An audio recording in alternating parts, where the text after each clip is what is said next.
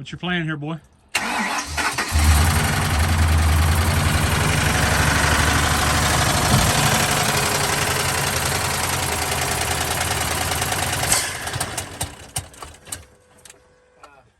Did I just do that? Yeah. Just by pulling the oil filler cap off? Start it.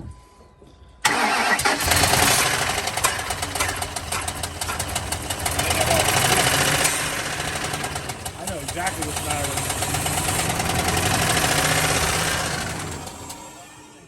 it. Well, I mean, you're pulling suction on the crankcase. What's that tell you? No, it means there's 2 valves, or maybe 4 valves that aren't opening. And it's pulling. I need head.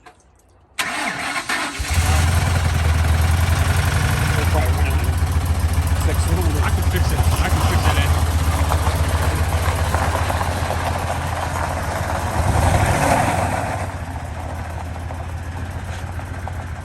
So right now it's smoking because it's pulling oil out of the crankcase because those valves won't open. Don't blow it up. Get it in there.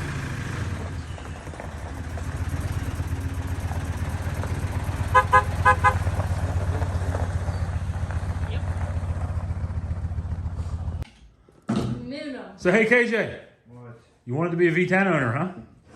Well, it was $300. I wanted to be a 73 owner, but we don't have no coverage, so that didn't work. You can pay the difference. Your mom will put it on, you just have to pay the difference. There's the fabled 5.4 broken spark plug. Yeah, she's minty. Oh yeah, look at that. Point out that broken valve. Where's it at? The one that's on here. Oh, that's, This one? that's a valve, and there's supposed to be one over there. There's no valve. See, 1, 2 trees, lifters, and 3 valves.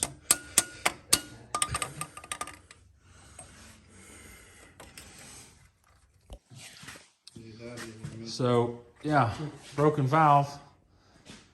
We got some major problems with that spark plug. I'm sure that's not the only problem. Oh, look, KJ's gonna show us the fabled broken 5.4, 6.8 liter spark plugs. 2 of them we found. And just like I said, what we would find, right? Back of the head is where it started. There were 2 broken pedestals. As you can see, the pedestals are completely wiped out. So what happens here, essentially, is the tensioner for that chain, which you can't see here, but it's down there. It goes bad, starts to leak oil, and then the back of that head is the last thing that gets oil, and it's the first thing that goes bad. And that's exactly what happened here. So cylinders, the last 3 there actually didn't have cam followers on them. They were all laying down inside. And that's kind of what she wrote. So this is a junk motor. That second cylinder up ends up having a drop valve, which I'm sure that valve is embedded somewhere in the piston. And essentially this, like we said, is a junk motor. 6.8 liter V10 Triton. Sitting on the ground once again.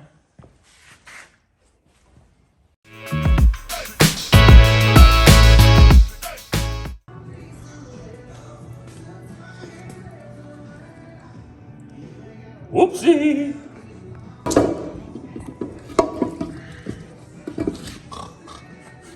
Well, the head's not as bad as I thought it was going to be.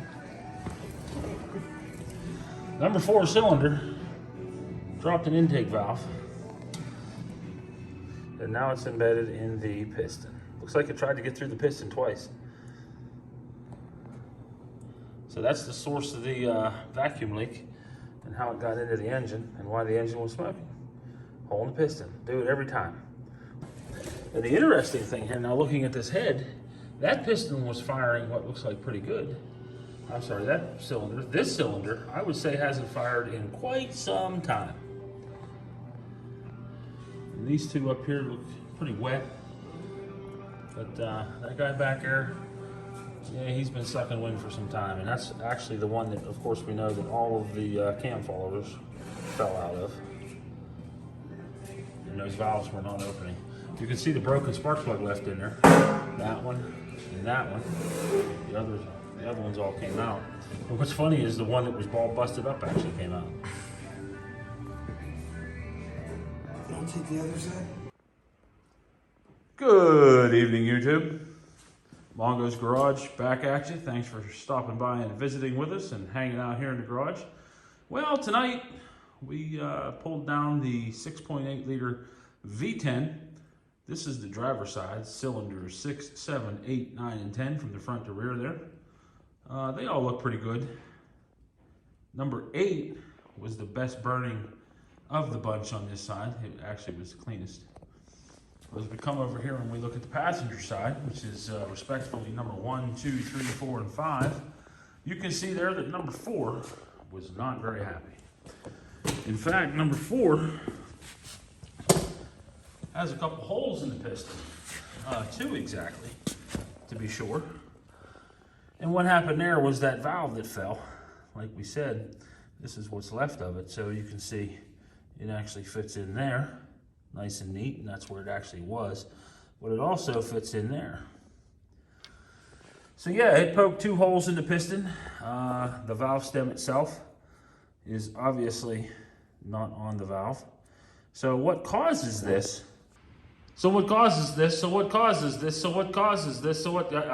see there, I'm stuck like a record. So what causes that problem ends up being a oil pressure problem. And the oil pressure was vacated by the fact that the chain tensioners were leaking oil. This is where the chain tensioner would have bolted. Right there, it actually gets oil pressure to it. And that oil pressure was leaking.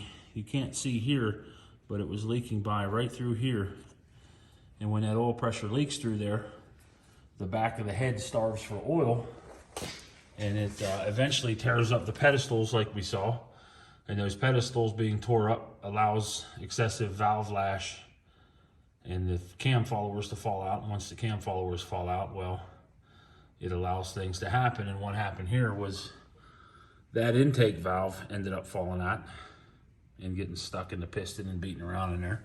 This intake valve right here should be like that right there. Be nice if we would have found it like that. We could have saved this motor. But unfortunately, we didn't, and it destroyed the motor. So, it is what it is.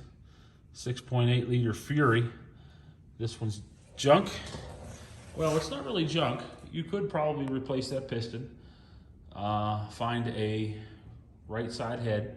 I found a couple of them on eBay for about 800 bucks refurbished.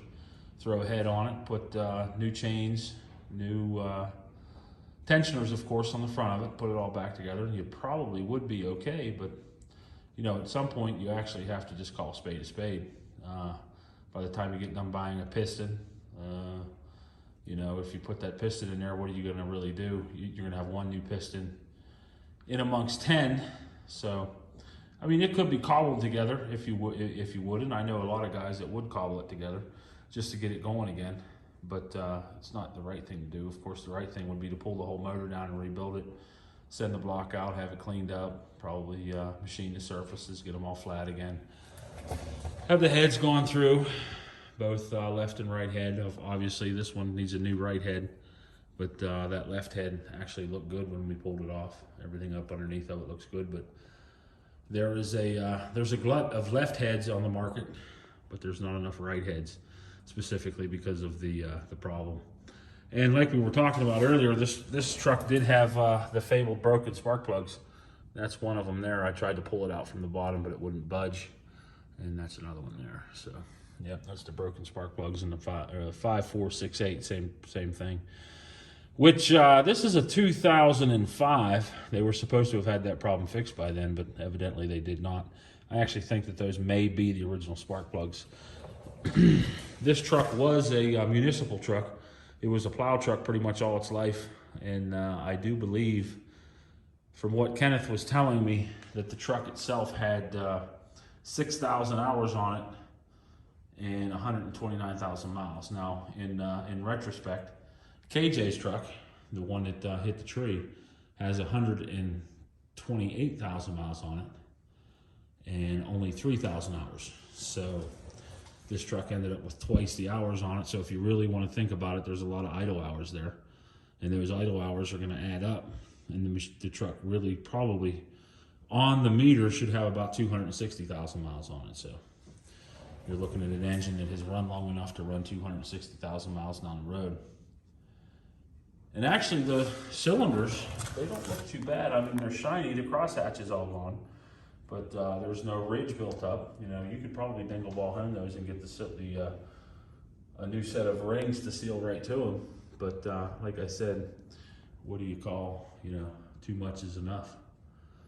Yep, so that's it for tonight. I'm going to try and put a video together of the actual failure as kind of a standalone out of the videos that I've put together so far. Just kind of cobble a bunch of stuff together, so be on the lookout for that. All right, guys, that's all for this evening. Mongo Man is out. Thanks a lot.